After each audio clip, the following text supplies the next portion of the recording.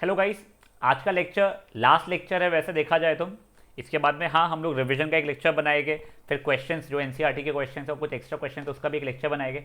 But आज के lecture में हम चैप्टर को वैसे रैप अप कर चुके होंगे। हम रिवीजन नहीं ले रहे क्योंकि नेक्स्ट लेक्चर में हम पूरे चैप्टर का रिवीजन करने वाले हैं। तो प्लीज़ ये लेक्चर को ध्यान से देखिएगा। सिंपल लेक्चर है, आपको इतना डिफिकल्ट नहीं होगा क्योंकि ये चीज़ होते हुए आप रोज देखते हैं। तो क्या चीज़? इवापोरेशन। तो इवापोरेशन होता क्या है बेटा? याद है आपको बॉइलिंग क्या था? लिक्विड से गैस में कन्वर्ट होना। इवापोरेशन में भी वही होगा, हम लिक्विड से गैस में कन्वर्ट होने वाले। तो फिर बॉइलिंग और इसमें डिफरेंस क्या है बेटा? बॉइलिंग के इसमें हमें बॉइलिंग पॉइंट तक के पहुंचना पड़ रहा था। फॉर एग्जांपल वाटर का बॉइलिंग पॉइंट क्या था? 100 डिग्री सेल्सियस। इवापोरेशन में हमको बॉइलिंग पॉइंट तक के नहीं पहुंचना पड़ेगा, बिलो बॉइलिंग पॉइंट ही हम लोग इसे कन्वर्ट करना शुरू कर चुके होंगे। तो डेफिनेशन क्या होता है? It is the process of changing of liquids to vapour even below its boiling point. तो ये एक डिफरेंस है क्या? नहीं बेटा, अपन और डिफरेंस है, अपन वो लास्ट में देखने वाले हैं। बट अभी के लिए इतना समझ लीजिए, इवापोरेशन है क्या? इवापोरेशन एक प्रोसेस है जिसमें हम लिक्विड से वेपर या लिक्विड से गैस में कन्वर्ट होते हैं even before reaching it's boiling point. मतलब अगर 100 डिग्रीज बॉइलिंग पॉइंट है उसका, तो हम 95 पे 90 पे, ये जो भी है ना, मैं रैंडम बोल रहा हूँ नंबर, उसके पहले ही हम लोग उसके इवापोरेशन है ना उसको कन्वर्ट करना शुरू कर चुके होंगे। ठीक है, एग्जाम्पल बताइए सर। बेटा एग्जाम्पल तो आप रोज होते हुए देखते हैं। फॉर एग्जाम्पल अपन कपड़े वपड़े जो धोते हैं, अपन उसे लटका देते हैं बाहर। अब बेटा बाहर 100 डिग्री सेल्सियस थोड़ी टेम्परेचर रहता है कि अपने कपड़ों में से बॉइलिंग होकर पानी निकलता है। धीरे धीरे धीरे पानी इवापोरेट होके, क्यों? क्योंकि 100 डिग्री तक हम पहुंचे नहीं, उसके पहले इवापोरेट हो के हमारा पानी गैस में कन्वर्ट होना शुरू हो जाता है। और जैसे ही होता है हमारे कपड़े सूख जाते हैं। एक तो ये एग्जाम्पल हो गया।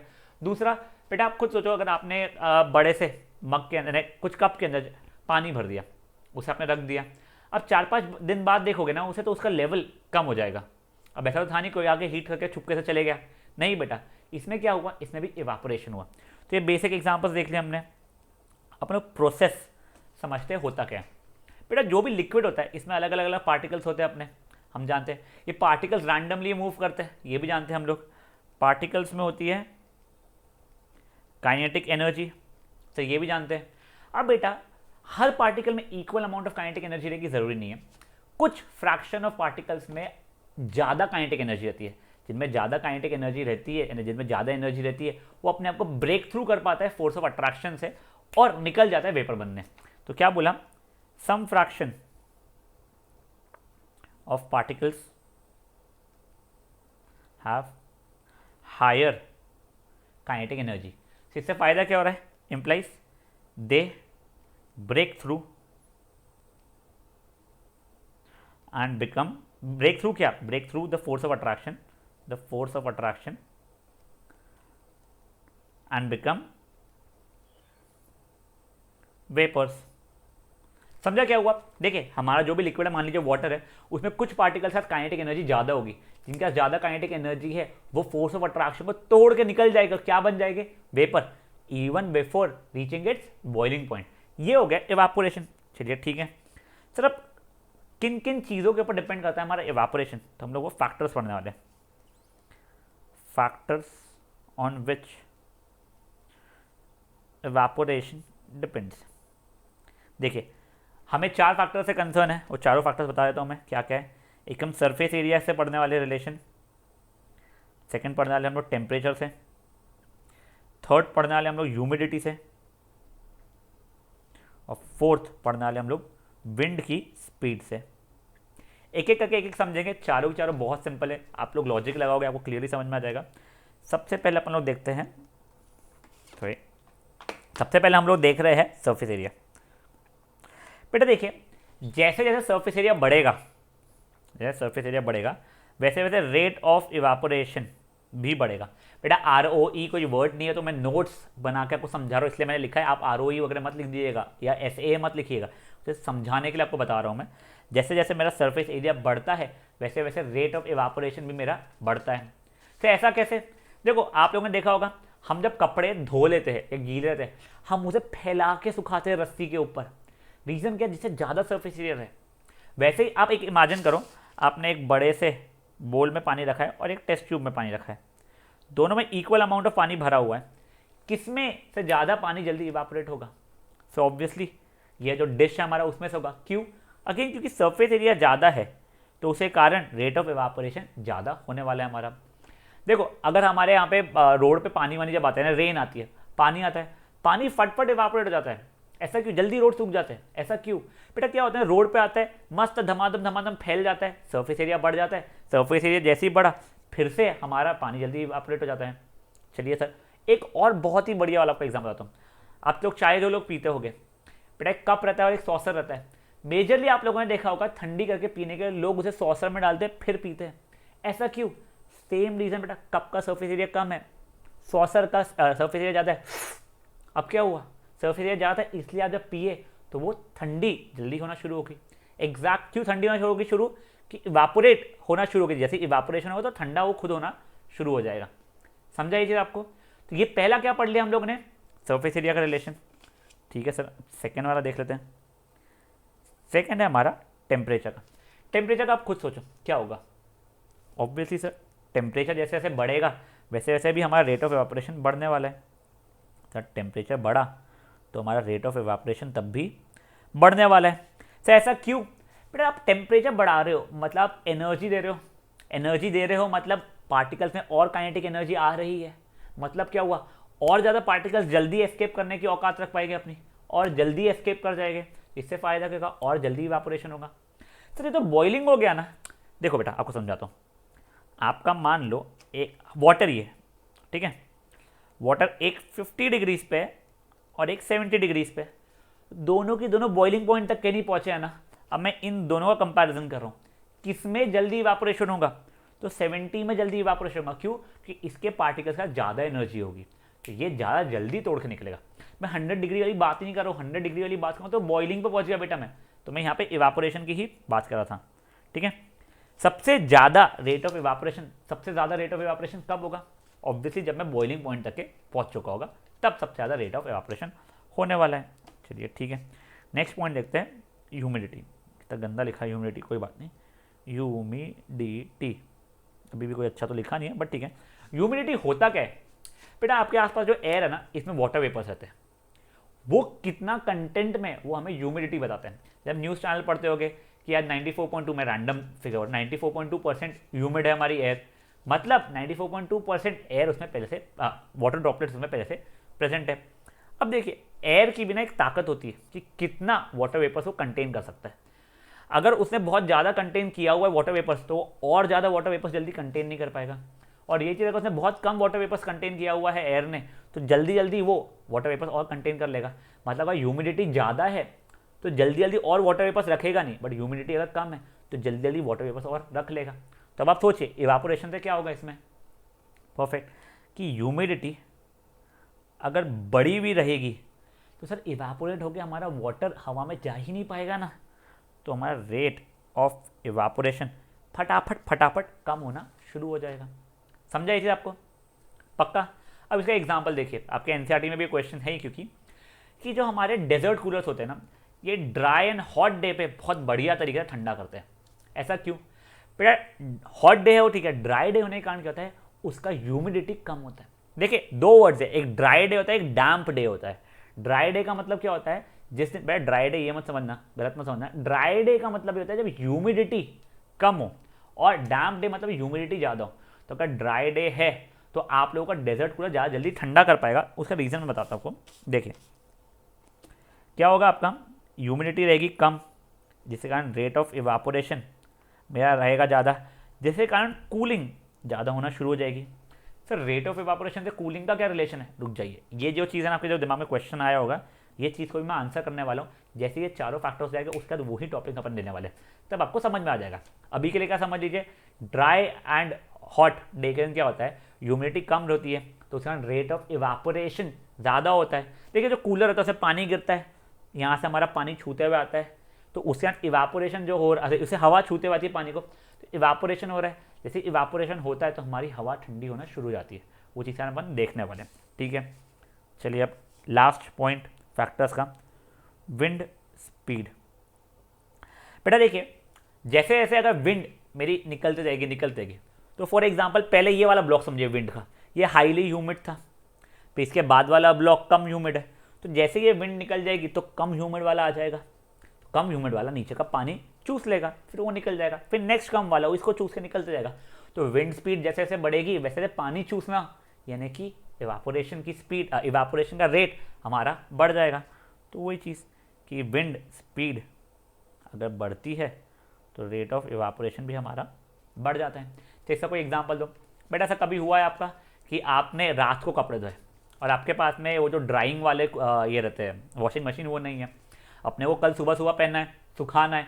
ये कई बार जो बच्चे स्पोर्ट्स खेलते हैं ना, इनके याद होता है, रात को मैच होती है फुटबॉल की, सुबह प्रैक्टिस होती है, अब रात को आए पसीने में आए, धोना तो पड़ेगा, आपको सॉक्स ही हो गए, तो अपन क्या करते हैं, धो तो लिया, उसे अपन बिछा देते हैं और ऊपर पंखा शुरू कर देते हैं। एग्जैक्टली क्यों करते हैं? जैसे हम लोग विंड स्पीड को बढ़ा पाए। जैसे विंड स्पीड बढ़ेगी हमारा रेट ऑफ इवापोरेशन बढ़ना शुरू हो जाएगा। समझ आए ये चीज़ आप लोगों को? चलिए ठीक है। अब जो ये बात कर रहा था मैं कि हमारा इवापोरेशन के कारण कूलिंग होता है, वो बता देता हूँ आपको मैं। ये वाला भी अच्छा खासा इंपॉर्टेंट है बेटा, ध्यान से पढ़िएगा। इवापोरेशन बाय कूलिंग, आपको अलग अलग एग्जांपल्स दूंगा और समझाऊंगा मैं। अब देखिए, जब भी मेरा इवापोरेशन टेक्स प्लेस, इवापोरेशन हुआ का मतलब क्या हुआ, वापस से वही लिक्विड कन्वर्ट हुई, काय में गैस में कन्वर्ट हुई, तो इसका मतलब क्या हुआ, उसे वापस लेटेंट हीट ऑफ वेपराइजेशन तो लगेगा ही। Sorry, latent heat of fusion लिख दिया है, लेटेंट हीट ऑफ वेपराइजेशन तो लगेगा ही। सर नहीं ना सर, बॉइलिंग केस में लगता था ना बेटा, आपको वो एक स्टेट से दूसरे स्टेट में कन्वर्ट करने के लगता था।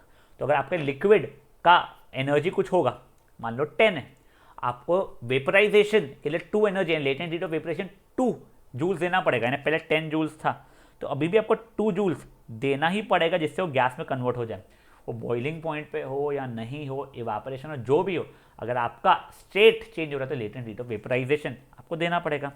ठीक है, तो इसका मतलब क्या हो गया, अगर इवापोरेशन हो रहा है यानी कि लिक्विड से गैस में हम कन्वर्ट हो रहा है तो हमें latent heat of vaporisation provide करना पड़ेगा। अब से हम घर पे बैठे बैठे थोड़ी प्रोवाइड करेंगे, वो कहाँ से होगी, जहाँ पे ये लिक्विड कॉन्टैक्ट में होगा, जिस बॉडी के कॉन्टैक्ट में होगा। ये प्रोवाइड कौन करेगा, liquid, body in contact with the liquid, ये प्रोवाइड कौन करता है, body in contact with the liquid. मतलब क्या होगा, बॉडी एनर्जी उसे देगा सामने वाले को। इसका मतलब क्या होगा, बॉडी विल लूज एनर्जी, और अगर बॉडी ने एनर्जी लूज कर दी मतलब बॉडी विल कूल डाउन। तो कुछ समझा नहीं, बताता हूँ। देखिए क्या हुआ, लिक्विड से गैस में कन्वर्ट हुआ, आप है जो भी लिक्विड था वो गैस में कन्वर्ट हुआ, तो उसे क्या लगा, लेटेंट हीट ऑफ वेपराइजेशन। तो वो कोई घर से थोड़ी लेके आया था लेटेंट हीट ऑफ वेपराइजेशन, किसी और की एनर्जी चूसेगा वो, जिसकी एनर्जी चूसेगा पर किसकी, जिससे कॉन्टैक्ट में रहेगा। तो जिससे कॉन्टैक्ट में था उसकी एनर्जी चूस लिया, तो वो जो बॉडी था जिसकी एनर्जी चूसी गई है, मान लीजिए लिक्विड था, ये वो बॉडी है, ऐसा था, ये भाई ने चूस लिया इसकी एनर्जी, अब इसकी एनर्जी कम हो गई, इसकी एनर्जी कम हो गई, तो ये ठंडा हो गया। तो वैसे होता है कूलिंग बाय इवापोरेशन। वापस समझिए, मान लीजिए लिक्विड, ये मेरा जो भी बॉडी है, कोई भी बॉडी हो सकता है जिससे कॉन्टैक्ट होता है, ये ऐसा था, ठीक है। अब ये भाई हो रहा था इवापोरेट, भाई ने लिया लेटेंट हीट ऑफ वेपराइजेशन को चूस लिया, अब ये इसके साथ क्या हुआ, इसकी एनर्जी कम हो गई, जैसे इसकी एनर्जी कम हो गई ये क्या पड़ गया, ठंडा पड़ गया। वही तो लिखा हुआ है यहाँ पे। चलिए ठीक है, चलो कुछ रैंडम एग्जाम्पल देख लेते हैं अपन लोग। पहला एसीटोन इन हैंड वाला, ये सब कुछ आपको नोट्स में दिया हुआ है बहुत अच्छे तरीके से, तो अभी आप समझ लीजिए, आपको याद बात करना तो वहाँ से आप कर सकते हैं। एसीटोन इन हैंड क्या है बेटा, अगर अपने हाथ में एसीटोन लोगे और उसे थोड़ा सा मूव करोगे ना, थोड़ी देर आपको आपका हाथ ठंडा लगना शुरू हो जाएगा। ये वैसे पहले भी डिस्कस किया हुआ है मैंने। तो ऐसा क्यों भैया, हो गए इवापोरेट, एसीटोन हो जाएगा इवापोरेट। एसीटोन इवापोरेट हो तो कॉन्टैक्ट में क्या था, मेरा हाथ था, तो उसने लेटेंट हीट ऑफ वेपराइजेशन मेरे हाथ से ली और इवापोरेट होना शुरू हुआ, इसीलिए मेरा हाथ ठंडा होना शुरू हो गया। ठीक है सर, सेकंड वाला बता दो। अब देखिए, ड्यूरिंग समर्स आपने देखा होगा एक चीज़ बहुत कॉमनली, ठीक है, हम लोग तो फ्रिज में ही पानी रखते हैं, बट कई लोगों के घर पे मटका, अर्दन पॉट में पानी रखा जाता है। During summer we put water in earthen pots.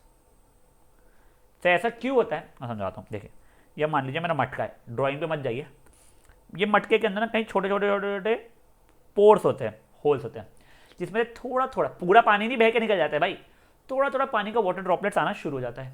अब क्या होता है, जैसे ये वाटर ड्रॉपलेट बाहर आता है, भैया होना शुरू हो जाता है क्या, इवापोरेट। अब अगर ये भैया इवापोरेट हो रहे तो इन्हें क्या चाहिए रहेगा, लेटेंट हीट ऑफ वेपराइजेशन। वो कहाँ से लेंगे, वो इस पॉट से लेते हैं और साथ ही साथ में जो अंदर पानी था उससे ले जाते हैं। तो पॉट की एनर्जी भी लूज हुई और अंदर के पानी की एनर्जी भी लूज हुई, तो वापस से पानी ने एनर्जी लूज किया, तो पानी धीरे धीरे क्या होना शुरू हो जाता है, ठंडा। मतलब क्या लिखोगे इसमें, अगर क्वेश्चन आ गया तो an earthen pot contains small numerous amount of small pores out of which water drips out, थोड़ा सा पानी बाहर आता है, विच देन इवापोरेट्स।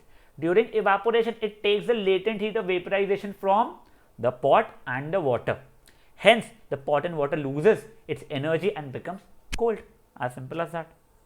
ठीक है सर, ये भी सिंपल था। थर्ड वाला क्या हो गया हमारा कि बेटा आपने ये चीज़ देखा है गर्मी वर्मी में कई बार लोग अपने छत पे यानी रूफ पे या फिर जो ये रहता है अपना सीलिंग बोलो रूफ सीलिंग या सामने का जो ग्राउंड रहता है वहाँ पे पानी डाल देते हैं। वो लिख देता हूँ पहले मैं, पीपल स्प्रिंकल वाटर, वाटर को H2O बोलते हैं, ऑन ग्राउंड और रूफ ड्यूरिंग समर्स, ड्यूरिंग डमर्स नहीं बेटा समर्स, ड्यूरिंग समर। अगेन ऐसा क्यों, वही एग्जैक्ट सेम रीजन बेटा। क्या होता है, पानी होता है इवापोरेट, कॉन्टैक्ट में क्या होता है, रूफ या फिर हमारा जो भी ग्राउंड था वो, अगर ग्राउंड और रूफ जो भी कॉन्टैक्ट में था उसमें वहाँ से इवापोरेट हो तो उसकी एनर्जी ले जाएगा, उसकी energy latent heat of vaporisation के कारण ले गया तो वो बन गया क्या, ठंडा बन गया। वही एग्जैक्ट सेम रीजन है बेटा, बस मल्टीपल एग्जाम्पल्स आपको बता रहा हूँ मैं। नेक्स्ट ये वाला अच्छा है बेटा, पीपल स्टार्ट नहीं एक सेकंड सॉरी ये ऐसा नहीं देखो, प्रेस्पिरेशन, प्रेस्पिरेशन, प्रेस्पिरेशन का मतलब कहता है sweating. Sweating is a method which helps, यानी body's method, sweating is body's method of maintaining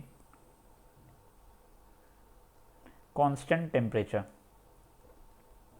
तो ये क्या हो गया, देखो कई बार आप जैसे थोड़ा बहुत भागते होगे या वर्कआउट वगैरह करते होगे तो या फिर गर्मी का मौसम होगा तो क्या होता है आप स्वेट करना शुरू करते हो। तो उससे क्या फ़ायदा होता है बेटा, ये आपका बॉडी का तरीका है, जैसे आप स्वेट करो और आप फिर ठंडा हो जाओ। तो ऐसे कैसे हो गए, मैंने स्वेट किया, मेरे बॉडी के ऊपर स्वेट रहेगा तो उससे क्या होगा, अब ये स्वेट इवापोरेट होना शुरू होगा। जैसे ही स्वेट इवापोरेट होना शुरू हुआ तो मेरा स्किन कॉन्टैक्ट में था या बॉडी कॉन्टैक्ट में थी, तो लेटेंट हीट ऑफ वेपराइजेशन जो स्वेट है वो मेरा बॉडी से लेगा, जैसे ही बॉडी से लिया मेरी बॉडी ठंडी होना शुरू हो जाएगी। समझा ये चीज़ आपको पक्का? एग्जैक्टली सेम तरीके से एक और बताता हूँ, we wear cotton clothes during summer.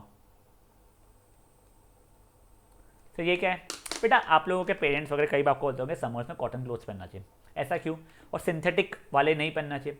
बेटा कॉटन जो होता है ना वो बहुत अच्छा मटेरियल है वाटर सोखने के लिए। तो देखो क्या होता है, अभी तो फेस ठीक है हमारा फेस कवर नहीं है, पर बच्ची बॉडी में से भी तो स्वेट आता है, तो जैसे वो स्वेट आता है अगर मेरा कॉटन का क्लॉथ जो है वो उसे फट से सोख लेगा तो वो चीज़ इवापोरेट ईजिली हो जाएगी। वो इवापोरेट होगी तो मेरा कॉटन का जो क्लॉथ था वो ठंडा हो जाएगा, लेटेंट ऑफ वेपराइजेशन उसका गया और उसके कारण मेरी बॉडी ठंडी हो जाएगी। ये मैंने सिंथेटिक कोई क्लॉथ लिया है तो मेरा बॉडी में स्वेट तो निकलेगा बट मेरा क्लॉथ उसे सोख नहीं पाएगा। अगर सोखेगा नहीं तो उसे इवापोरेशन नहीं हो पाएगा। अगर इवापोरेशन नहीं होगा तो जिस रीज़न के कारण मैं स्वेट कर रहा था उसका मुझे फायदा नहीं मिलेगा, मैं कंटिन्यूसली स्वेट करते रहूँगा, स्वेट करते रहूँगा। समझा? इसी कारण से हमारे ये जो समर के क्लोथ्स रहते हैं वो किसके बनते हैं, कॉटन के बनते हैं। चलिए ठीक है। अब एक और इंटरेस्टिंग सा सिंपल सा है भी, आप लोगों ने कभी ऐसा देखा है क्या, हमारा ठंडा बिल्कुल मस्त मान लीजिए बर्फ़ वाला ठंडा पानी, इतना कोल्ड पानी जो है वो पानी एक ग्लास में रखा हुआ है, थोड़ी देर बाद वाटर ड्रॉपलेट्स आना शुरू हो जाते हैं ग्लास के बाहर, अंदर नहीं। वो लिख लेता हूँ मैं एक बार, we see water droplets on outer surface of glass containing cold water।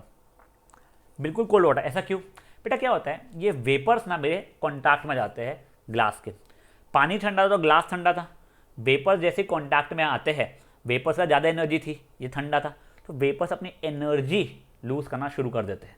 Vapours अपनी एनर्जी लूज़ करते हैं। देखो पहले क्या हो रहा था, इवापोरेट होते हैं, अब उल्टा है, अब वेपर्स अपनी एनर्जी लूज करते हैं, एनर्जी कम हो जाती है तो उस कारण से लिक्विड में कन्वर्ट हो जाता है और फिर हमें को ग्लास में चिपके हुए दिखना शुरू होते हैं। समझा ये चीज़?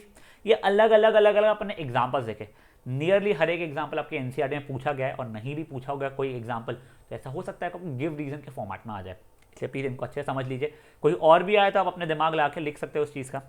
ठीक है, चलिए आज का लास्ट और बिल्कुल सिंपल सा टॉपिक, क्या सर, बॉइलिंग और इवापोरेशन के बीच में डिफरेंस देख लेते हैं। देखिए पहले तो दोनों का डेफिनेशन लिखना पड़ेगा। सर क्या डेफिनेशन है दोनों का? बॉइलिंग क्या था? Conversion of liquid to gas at its boiling point. और इवापोरेशन क्या था? It is simple conversion of क्या बोलते हैं ये liquid to gas below its boiling point. तो क्या हो गया? बॉइलिंग बॉइलिंग पॉइंट पर होता है, इवापोरेशन बॉइलिंग पॉइंट के पहले ही होना शुरू हो जाता है। ठीक है सर। दूसरा ये बल्क फिनोमिना है और ये सरफेस फिनोमिना, ये चीज़ समझाता हूँ क्या है। अब देखो आप इमेजिन करो ग्लास ऑफ वाटर, ठीक है, आप नीचे से हीट कर रहे हो इसको, तो बेटा ये पूरा का पूरा जो पानी के हर एक ड्रॉपलेट है वो गर्म होना शुरू हो रहा है, आपके हर एक में एनर्जी बढ़ रही है, ये बॉइलिंग है। हमें देखो पूरा बल्क जितना है सबकी सब गर्म हो रहा है, तो ये बल्क फिनोमिना हो गया। वही चीज़ अगर मैं इवापोरेशन का देखूंगा तो जो ऊपर वाले पार्टिकल्स ही रहते हैं ना, यही इवापोरेट होते हैं। ये यहाँ का बंदा यहाँ से निकल के नहीं जाएगा, ये वाले ही निकल के जाना शुरू होते हैं। तो इसलिए ये क्या हो गया? सरफेस वाला फिनोमिना हो गया मेरा। चलिए ठीक है सर, गंदी ड्राइंग हटा दीजिए। तीसरा पॉइंट क्या हो गया बेटा? बॉइलिंग लिक्विड को गैस में ज़्यादा फास्ट कन्वर्ट करती है। It is a quicker process, it is a quicker process. Whereas evaporation obviously धीरे धीरे धीरे इवापोरेट होता है। खुद इमेजिन करो ना, एक आप लोगों ने बोल रखा है, नीचे आग लगाई हुई है, पानी भी भरा है, आग लगाई है, और एक को ऐसे रखा है कि इसमें जल्दी पानी लिक्विड से गैस में कन्वर्ट होने वाला है। सर बॉइलिंग वाले इसमें परफेक्ट, समझा ये चीज़ें? चलिए अब यही चीज़ें हम लोग नोट से देख लेते हैं एक बार। क्या दिया? इवापोरेशन का अपना डेफिनेशन दिया, process of liquid changing into vapours below even below its boiling point. फिर जो एग्जांपल्स मैंने आपको दिए थे वैसे कुछ एग्जांपल्स आपको दिए हुए। फिर इसका प्रोसेस समझाया गया है कि particles of water are always moving, they have kinetic energy and are never at rest. A small fraction of these particles at the surface, देखो क्लियर लिखा है, at the surface have higher kinetic energy, hence they break away from the force of attraction of other particles and are converted into, वो R होना चाहिए यहाँ पे, and are converted into vapors, which implies fast moving particles of liquid constantly escape, वो escaping नहीं, escape होना चाहिए, escape from the liquid to form vapors। चलिए ठीक है। फिर 4 फैक्टर्स दिए हुए, एक एक करके फैक्टर देखते हैं। सरफेस एरिया का दिया हुआ है, जैसे जैसे सरफेस एरिया बढ़ता है तो रेट ऑफ इवापोरेशन बढ़ता है हमारा, इसी का जो चारों एग्जाम्पल्स मैंने आपको दिया था वो दिया है। टेम्परेचर बढ़ता है तो अगेन हमारा रेट ऑफ इवापोरेशन बढ़ता है। ह्यूमिडिटी अगर बढ़ता है तो भी हमारा, ह्यूमिडिटी अगर घटता है तो रेट ऑफ इवापोरेशन बढ़ता है, या उल्टा, अगर ह्यूमिडिटी बढ़ता है तो रेट ऑफ इवापोरेशन घटता है, या ह्यूमिडिटी घटता है तो रेट ऑफ इवापोरेशन बढ़ता है। तो देखिए डेजर्ट कूलर का, क्योंकि रेट ऑफ इवापोरेशन बढ़ रहा था तो देखो इवापोरेशन कूलिंग होती है, वो यहाँ पे दिया हुआ है। विंड स्पीड का भी बताया था, विंड स्पीड बढ़ती है तो रेट ऑफ इवापोरेशन हमारा बढ़ता है। फिर कूलिंग बाय इवापोरेशन, ये क्यों होती है? To for evaporation to take place latent heat of vaporisation must be supplied to liquid to convert to gas. और जब लिक्विड इवापोरेट होता है तो लेटेंट हीट ऑफ वेपराइजेशन उस बॉडी से रहता है जिससे कॉन्टैक्ट में, तो बॉडी अपनी एनर्जी लूज करती है और खुद ठंडी होना शुरू हो जाती है। इसके अलग अलग एग्जांपल्स जो मैंने आपको बताए थे, देखिए स्पिरिट वाला, स्पिरिट जब एसीटोन लो, पेट्रोल लो, परफ्यूम लो, सबके सब यही काम करते हैं। फिर नेक्स्ट दिया हुआ है कि हम मटके में पानी क्यों भरते हैं। थर्ड दिया है वही अपना स्प्रिंकल करना पानी को। फिर ये स्वेटिंग वाला। फिर नेक्स्ट दिया हुआ है why do we wear cotton clothes in summer. और लास्ट दिया हमें वाटर ड्रॉपलेट्स क्यों दिखते हैं ठंडे ग्लास के पानी के बाहर। फिर ये आखिरी वाला जो मैंने आपको बताया था वो, देखो पहले 2 पॉइंट्स नियरली सेम ही है, डेफिनेशन है। सेकंड दिया हुआ है कि boiling is a bulk phenomena whereas evaporation is a surface phenomena. और लास्ट दिया हुआ है कि boiling process is quicker and evaporation process is little slower. समझाइए? तो बेटा यहाँ पे वैसे चैप्टर खत्म होता है, बट नेक्स्ट लेक्चर में हम लोग पूरे चैप्टर का रिविजन करने वाले हैं। इससे क्या फ़ायदा होगा? एक तो आप एग्जाम के पहले कुछ फटफट देखना चाहते हो तो वो वाला वीडियो आप देख सकते हो, प्लस आपको अभी तक कितना याद है वो लेक्चर में आपको समझ में आ जाएगा। फिर उसके बाद में हम लोग एनसीईआरटी और कुछ बाहर के क्वेश्चंस भी देखने वाले हैं। ठीक है, चलिए, थैंक यू गाइस।